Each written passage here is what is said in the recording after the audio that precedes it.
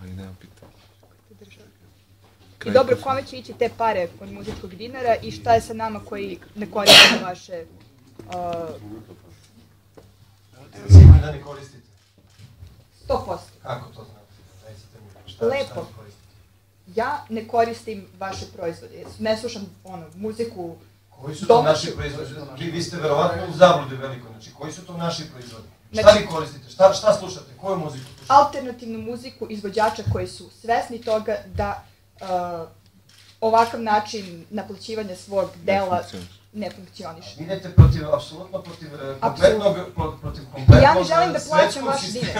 Jeste, slažem se i nisam jedina, i slažem se. Jasno mi je to. Ali ja ne želim da plaćam vaš muzički dinar zato što ja nisam koristim. Ali vas je toliko malo da biste vi trebali sada da organizujete svoju konferenciju za štampu pa da obaveštavate ljude o tome šta vi želite. Ok, malo nas je, ali ja ne želim da plaćam to. Dobro, ali vama nije mesto na ovoj konferenciji, samo to da primetim. Pa jeste jer će direktno uticati na mene.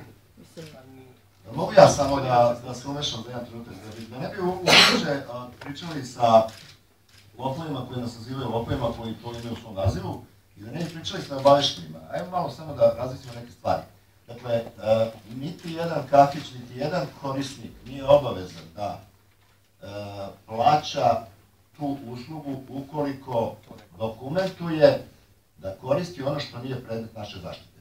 Dakle, ukoliko vi dokažete, kao na primjer vlasnik kafića, filmskog salona ili bilo čega, radio stanice, da koristite muziku koja nije predmet štićenja niti jedne članice CISAK-a, Svetska organizacija, to samim tim i Sokoja, vi ste apsolutno slobodni da ne plaćate to što nesvisno zovemo muzičkim dinarom.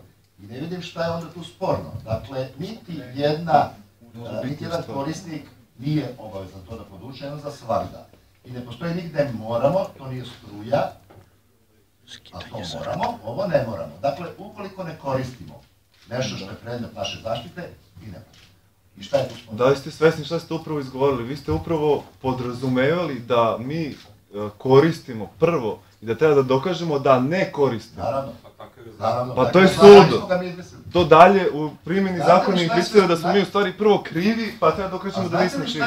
To je suludo. od toga? Da vi dođete kao predstavnik Udruženja pirata i da pričate o legalizmu vas ili nas. Zato što je koncept intelektualne svine ontološka greška koja služi za eksploataciju najgorih građana. 150 godina pa ste izmislili prava. Informisao sam se. Što vi ste i vi isto pravo da